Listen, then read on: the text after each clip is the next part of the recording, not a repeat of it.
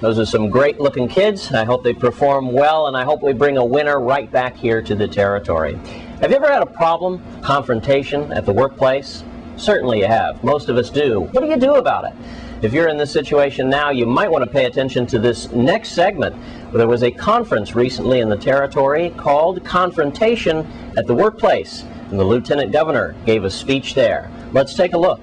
Some individuals said, this is what I want, and this is what you're going to do, without hearing the other side. But in this type of training, and I guess after day 2 and yesterday, you will realize you have to be fair to everyone, regardless. You have to put your personal feelings aside. Not because I'm the manager, I'm the director. It's not my way. It might be the wrong way. But the key is to listen. Give the other person a chance to give their side of the story and to say what they think has caused the problem. Their feelings are just as legitimate and important to the resolution of the issues as yours are. When faced with this situation, number one, consider the individual's needs to get them to work cooperatively. Number two, figure out what they both have to do to resolve the problems. It cannot be my way or that person's way. Sit down, discuss it.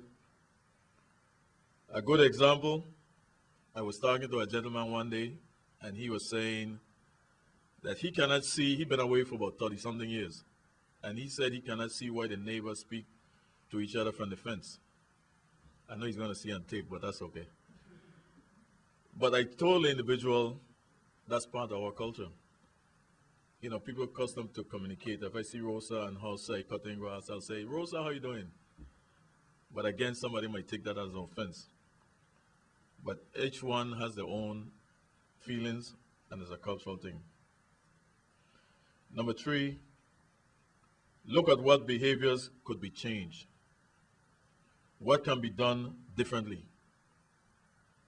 Number four, come to an agreement on what can be done realistically to bring a speedy resolution. Number five, and most importantly, and think, as we know this really happened. And most importantly, leave everyone else that is not involved out of the equation. You know what I'm talking about. If the situation is between you and that young lady, why bringing the guy from fire? Right? And we know that's something, I don't know if it's culturally, but we love to get everybody else involved in it who has not a dime, like I said, not a nickel in it. So today's part 2 is going to be very interesting. I had the opportunity to walk around and ask some of the employees if this was your very first time. You're going to see a lot more of this. I was involved in it from 1999. And for those of you who have been involved in it before, it do work before you get to the grievance level. I'm telling you, the key is to communicate, listen to each other, operate on a level playing field, and leave your personal feelings and personal attacks aside and deal directly with the issue. I've attended other PERB trainings before, in mediation, in arbitration, hearings, administrative hearings, and this by far, I believe, for me, has been the best one. And there was a lot of interaction, positive things said.